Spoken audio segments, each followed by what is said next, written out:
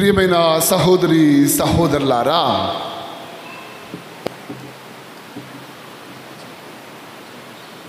ఈనాటి దివ్య పఠనములను మనము విన్నప్పుడు లేదా చదివినప్పుడు మనకు ఆ దేవుడు, ఆ క్రీస్తు ప్రభు ఇచ్చే సందేశము ఒకటి, నిరంతరము ప్రార్థింపుడు అని. ప్రార్థన చేయడము అనేది అంత సులువైన పని కాదు. ఇంట్లో కానీ గుళ్ళో కానీ లేదా మనం ఉన్న స్థలములో ప్రార్థించాలి అని అనుకున్నప్పుడు ఇప్పటి వరకు ప్రియమైన సహోదరి సహోదరులారా, నాకు తెలిసి ఏ ఒక్కరము కూడా నిష్ఠతో ప్రార్థించింది లేదనుకుంటా. ఏదో ఒక ఆలోచన మనలో, మన మనసులో, మన మదిలో మెదులుతూనే ఉంటుంది. దానికి ఒక ఉదాహరణ చెప్తా. ఈ కథ మనం వినే ఉంటాం, చాలాసార్లు చదివే ఉంటాం, కానీ ఈ కథ యొక్క సందేశం ఎంతో గొప్పది. మళ్ళీ చెప్తా. పునీత బెనెడిక్ట్ వారు విన్నాం కదా. పునీత బెనెడిక్ట్ వారట ఒకసారి తన కాలంలో పొలాల గుండా గుర్రం మీద వెళ్తూ ఉన్నాడట. కొద్దిగా సెల్ ఫోన్ ఆఫ్ చేస్తారా?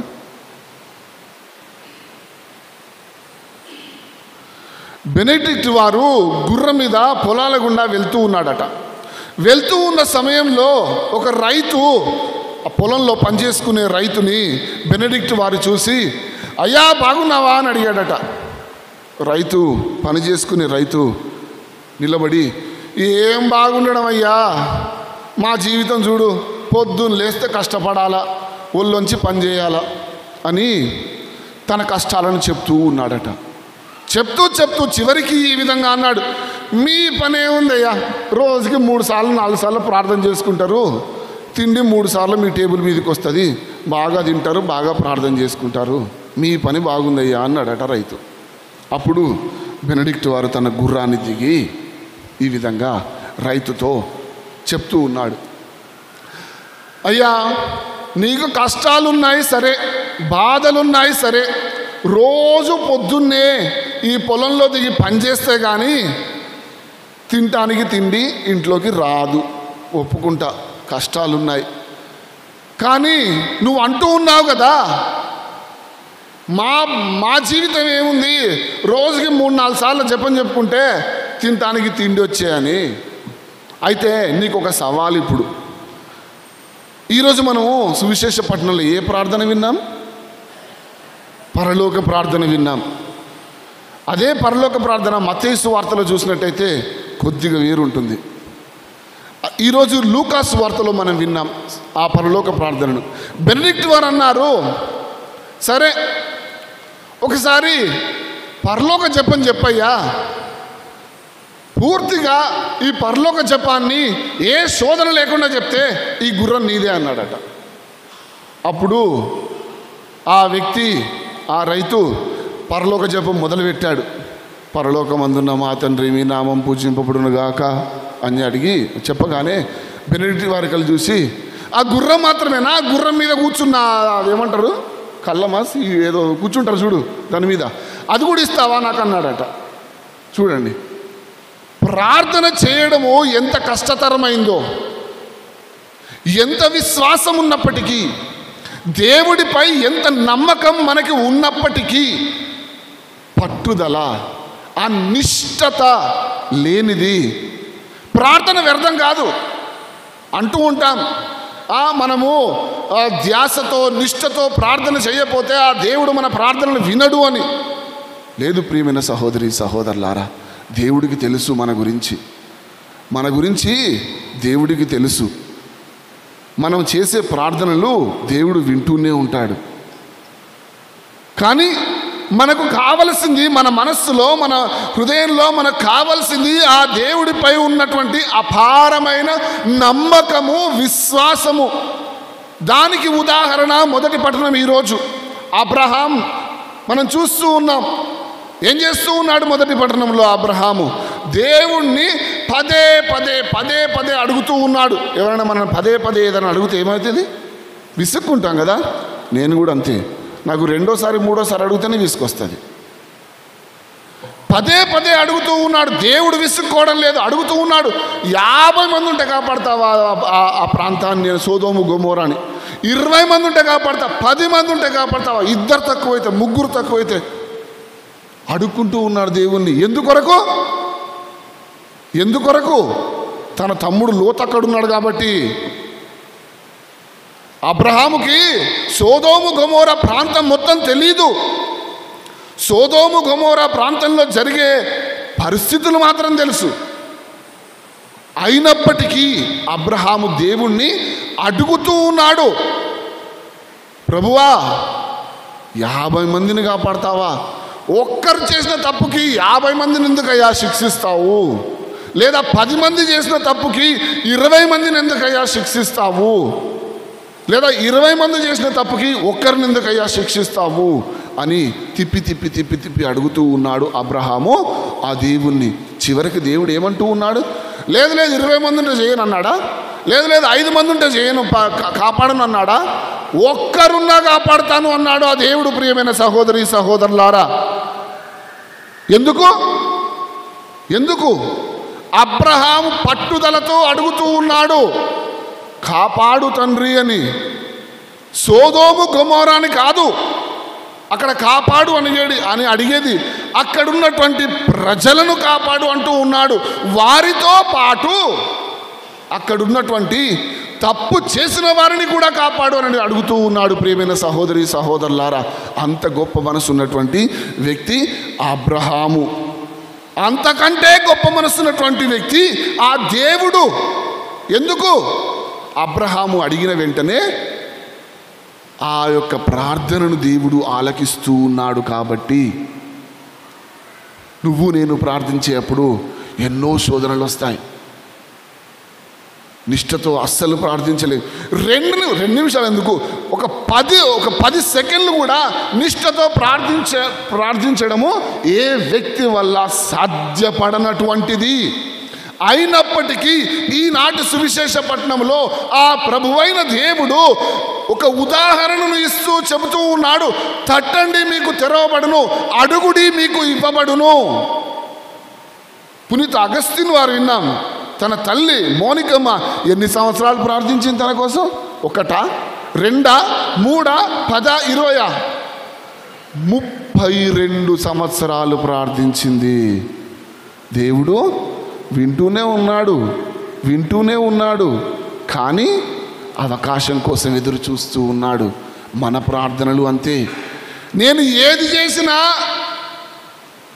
నష్టమే, నేను ఏది ముట్టుకున్నా నష్టమే, నేను ఎన్ని ప్రార్థనలు చేసినా దేవుడు నా యొక్క మొరను ఆలకించడం లేదు.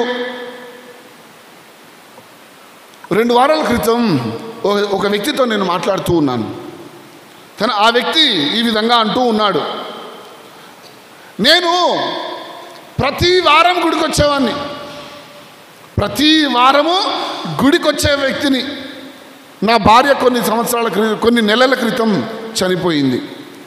యువకుడే, ఎంత ఒక 35-40 మధ్యలో ఉంటాడు ఆ వ్యక్తి. నా భార్య కొన్ని నెలల క్రితం చనిపోయింది. అప్పటి నుండి ఈ రోజు నేను గుడికి వచ్చింది. ఈ కొన్ని నెలలు నేను గుడికే రాలేదు. దేవుడి మీద నాకు నమ్మకం అనేది పోయింది. ఎందుకో నా కుటుంబాన్ని తీసుకెళ్ళిపోయాడు దేవుడు, నా భార్యనే తీసుకెళ్ళిపోయాడు దేవుడు. నేనేం తప్పు చేశాను? నా భార్య తప్పు చేసింది. మనం తప్పు చేశామని కాదు మనం కష్టాలు అనుభవించేది, మనం పాపాలు చేశామని కాదు మనం కష్టాలు అనుభవించేది. ప్రియమైన సహోదరి సహోదరులారా, మనకు ఆ దేవుడు తన యొక్క దీవెనలను ఒసగడానికి ఒక అవకాశం. మనం అంటాం కదా, అవకాశం వచ్చినప్పుడు చూద్దాంలే, సందర్భం వచ్చినప్పుడు చూద్దాంలే. దేవుడు కూడా ఆ యొక్క అవకాశం అనేది ఆ అవకాశం కోసం ఎదురు చూస్తూ ఉన్నాడు. ఎందుకు అవకాశం కోసం ఎదురు చూస్తూ ఉన్నాడు? మనలో ఆ నిష్ఠతను పదే పదే అబ్రహాం అడిగాడు కదా, ఆ పదే పదే ఆ దేవుణ్ణి అడుగుట కొరకు మనము ఆ దేవునిపై అపారమైన విశ్వాసాన్ని, నమ్మకాన్ని ఉంచుతున్నామా లేదా అని తెలుసుకొనుట కొరకు. కానీ నేను మొదలు చేసిన ప్రార్థన దేవుడు ఆలకించడా? నువ్వు మొదలు చేసిన ప్రార్థన ఆలకిస్తాడు, మధ్యలో చేసిన ఆలకిస్తాడు, చివరి చేసిన ప్రార్థనను దేవుడు కూడా గుర్తుపెట్టుకుంటాడు. ప్రతి ప్రార్థన ఆ దేవుడు ఆలకిస్తూనే ఉన్నాడు. కష్టాలు వచ్చాయంటే ఆ దేవుడు కాదు కారకుడు దానికి. సొదొమ గొమొర్రాలో పాపం పండిపోయింది, పాపం పెరిగిపోయింది. ఆ దేవుడా దానికి కారకుడు? దేవుడా దానికి కారకుడు కాదు. ఎవరు? మనం. ప్రియమైన సహోదరి సహోదరులారా, ఆ పాపమునకు కారకుడిని మనం. అది మనకు అర్థం కాదు. మనం చేసేది మనం చేస్తాం ఒక పక్క, ఇంకో పక్క దేవుడా దేవుడా దేవుడా దేవుడా దేవుడా అని గాల్లో దీపం పెట్టి దేవుణ్ణి అంటూ ఉన్నాం. మత్తయి సువార్త 5వ అధ్యాయంలో దేవుడు ఆ ప్రభు ఏం పలుకుతూ ఉన్నాడు? దీపమును వెలిగించి దేని కింద పెట్టరాదంటున్నాడు? మంచం కింద పెట్టరాదన్నాడా?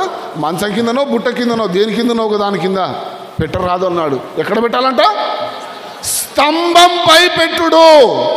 ఆ దీపము అనేది నలుగురికి వెలుగునిచ్చును. ఆ వెలుగే మీకు దీవెనగా మారును. ప్రియమైన సహోదరి సహోదరులారా, చీకట్లో గుడ్డి వ్యక్తిలాగా మనము నడవలేము. అది ఏం తగులుతుందో ఏం తట్టుకొని పడతామో తెలియదు మనకి. ఏమవసరం మనకి? వెలుతురు అనేది అవసరం. వెలుతురు అనేది అవసరం. అదేవిధంగా ప్రార్థన అనేది ఒక వెలుతురు వంటిది, మన మార్గమునకు వెలుతురు వంటిది. అది ఒక మార్గచూపరి. అందుకే 2వ పట్టణంలో కూడా పునీత పౌలు గారు చెబుతూ ఉన్నారు, జ్ఞానస్నానం పొందిన వెంటనే క్రీస్తు ప్రభువుతో భూస్థాపితులమైపోయాం మనం. క్రీస్తు ప్రభులో భూస్థాపితులం అయిపోయామంటే ఆయన భూస్థాపమైన 3 రోజులు ఆ సమాధిలో ఉన్నామని కాదు, ఆయనలో ఒకరమైపోయాం మనం మన జ్ఞానస్నానముతోనే. అంటే క్రీస్తు ప్రభువులో నేను ఒక భాగము, నేను ఒక భాగస్థుడను, భాగస్థురాలను. క్రీస్తు ప్రభులో నేను ఒక భాగము, భాగస్థురాలను అయినప్పుడు నేను ఏ విధంగా ఉండాలి? చేతికి గాయమైతే, కాలుకో ఎన్నో ఒంటికి గాయమైతే ఏం చేస్తాం? మందు పెడతాం. మానపోతే ఆసుపత్రికి పోతాం. ఆసుపత్రి పోయినా మానకపోతే చివరికి డాక్టర్ ఏం చేస్తాడు? కోసి పడేస్తాడు. అవునా? ఆడ కోసేసి కుట్లేసి పెడతాడు. మరి మన గాయాన్నే మనం మానుపుకోవడానికి ఎన్నో ప్రయత్నాలు చేస్తున్నామే. మరి క్రీస్తు ప్రభులో భాగస్థుడను, భాగస్థురాలను నేను అయినప్పుడు నేను ఎంత జాగ్రత్తగా ఉండాలి? ఆ ప్రభు కూడా అదే పని చేస్తాడా? కోసి మనల్ని ఆ ప్రభువులో భాగస్థులమైనటువంటి మనల్ని కోసి పక్కన వేస్తాడా? ప్రభు ఆ పని చేయడు. కానీ ప్రియమైన సహోదరి సహోదరులారా, ఏది ఏమైనప్పటికీ ఆ ప్రార్థన జీవితము, నిష్ఠతో ప్రార్థించుట. సంక్షేమంలో చదువుతాం కదా, ప్రార్థన అనగా ఏమి? పట్టుదలతో దేవునితో సంభాషించుటయే ప్రార్థన. ఆ సంభాషణను మనం జరపాలి. ఆ సంభాషణను మనము దేవునితో జరపాలి. ప్రియమైన సహోదరి సహోదరులారా, మరి బెనడిక్ట్ వారు చెప్పినట్టుగా ఆ రైతుకు పరలోక జపం చెప్పయ్యా అంటే రెండు ముక్కలు చెప్పాడు. అది కూడా ఇస్తావా అని అడిగాడు. మన మదిలో కూడా ప్రార్థన చేసేప్పుడు ఎన్నో మెదులుతూ ఉంటాయి, ఎన్నో ఆలోచనలు వస్తూ ఉంటాయి. అయినప్పటికీ ప్రియమైన సహోదరి సహోదరులారా, తట్టండి, వెతకండి, మన మార్గాన్ని మనం వెతుక్కోవాలి. ఇంకొకరు మన మార్గాన్ని వెతికి పెట్టలేరు. అది భార్య అయినప్పటికీ, భర్త అయినప్పటికీ, పిల్లలైనప్పటికీ ఆ దేవుని దగ్గర, ఆ దేవుని యొక్క మార్గంలో మనం నడవాలి అంటే ఎవరి మార్గం వాళ్ళే వెతుక్కోవాలి. ఎవరి జీవితంలో ఉన్నటువంటి ఆ యొక్క తప్పిదములైనప్పటికీ, ఆ యొక్క పాపములైనప్పటికీ మనల్ని మనమే ఆ దేవుని చెంతకు వచ్చి శుద్ధీకరింపజేసుకోవాలి. పాప క్షమాపణను అడుక్కోవాలి. మన కొరకు ఎవరు అడగరు, మన కొరకు ఎవరు ఆ మార్గాన్ని సిద్ధపరచరు. ఉంటుంది మనం చదివే బైబిల్ కానీ, వినే వాక్యం కానీ అది ఒక మార్గచూపరియే కానీ మార్గం కాదు. మార్గచూపరియే అంటే దానికి అర్థం అది ఒక మార్గం, ఇదిగో ఇది దారి అని చూపిస్తూ ఉంది. నడవడమా లేదా, ఆ మార్గాన్ని అనుసరించడమా లేదా, అది ఎవరి బాధ్యత? మన బాధ్యత కాదు, నా బాధ్యత అని చెప్పాలి. ఎవరి బాధ్యత? నా బాధ్యత. మన బాధ్యత అంటే ఇంకొకరు వచ్చి నీకు సహాయం చేయబట్టుకొని నడిపియరు నిన్న ఆ దారిలో. నా బాధ్యత. ప్రియమైన సహోదరి సహోదరులారా, మరి ఈనాడు ఈ యొక్క పఠనాలను విన్నటువంటి మనము నేర్చుకోవలసింది ప్రార్థించడము. ఆ ప్రార్థన ఏ విధంగా చేయాలి? కష్టాలు వచ్చినా, శోధనలు వచ్చినా, వచ్చినా ఏంటి, శోధనలు వస్తూ ఉంటాయి, కష్టాలు వస్తూ ఉంటాయి. మనసు ఎక్కడెక్కడో తిరుగుతూ ఉంటుంది. శరీరం ఇక్కడ కూర్చొని ప్రార్థిస్తాం, ఏడాడనో తిరుగుతూ ఆలోచిస్తూ ఉంటాం. అయినప్పటికీ పట్టుదల వదలకుండా నిష్ఠతో ప్రార్థించాలి, ఆ దేవునితో సంభాషించాలి. సంభాషణ అనేది లేనిదే ఏదీ జరగదు. ఇంట్లో భార్యాభర్తల మధ్యలో గొడవలు వస్తే ఏం చేస్తాం?